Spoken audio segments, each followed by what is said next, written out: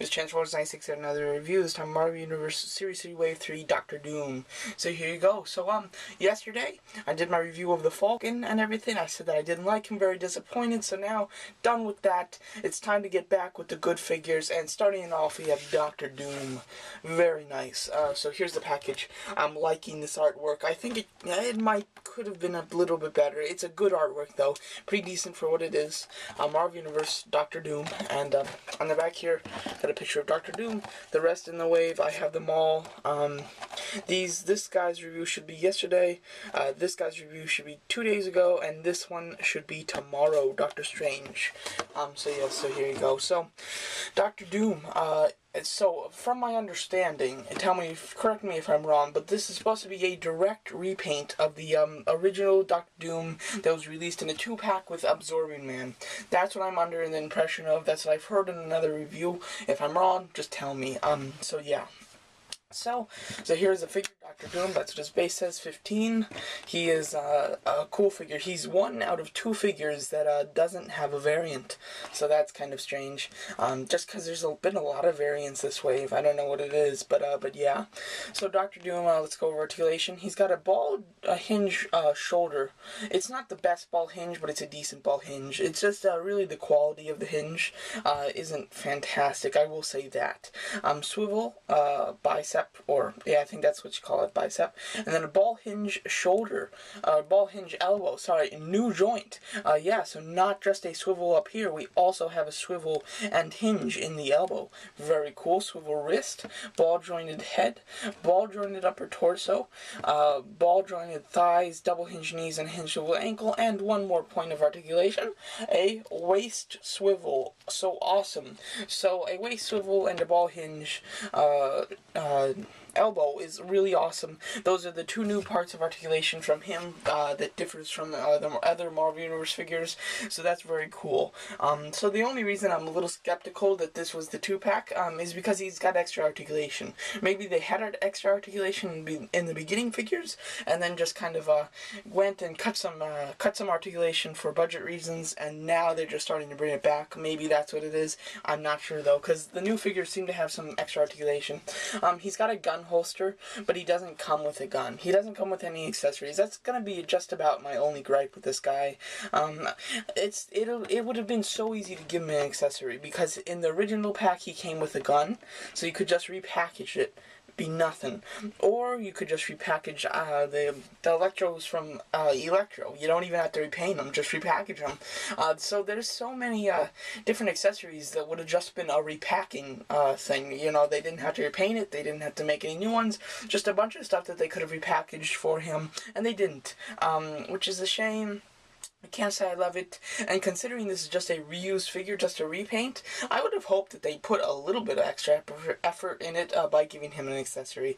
But that's just about all I have bad to say about him, because he is a awesome figure altogether. His clothes right here is done great. It's got all the little lines and everything of detail all in his clothes right here, which looks absolutely fantastic. The cape also has all that detail that the clothes have, and then all the wrinkles and the hood and everything. It looks great. The hood with his head in it looks fantastic. There's no smearing in paint for them silver and green.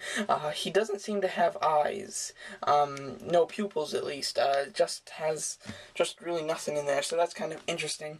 But very cool, very mean and dictating kind of look going on in his face, which looks cool. The metal is done very nicely. It's a nice silver. They didn't just do a gray, they gave him silver, which is really nice. Like all the black lines and details in his arm and in his ankles and feet and everything looks great.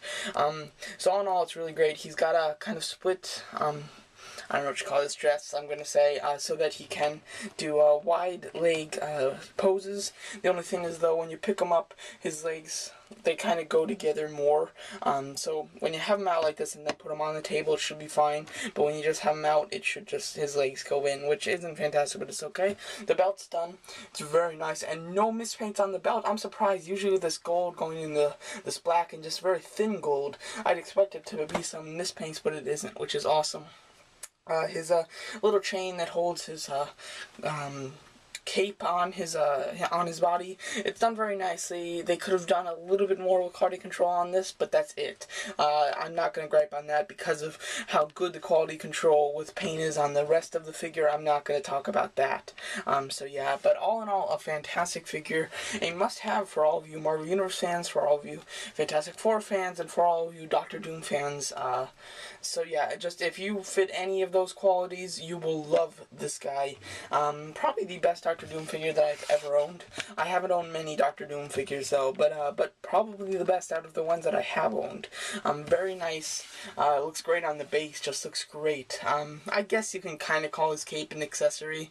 I think that's a little iffy, but I guess you can. But all in all, a great figure. Highly recommended. If you see it in stores, go and buy it.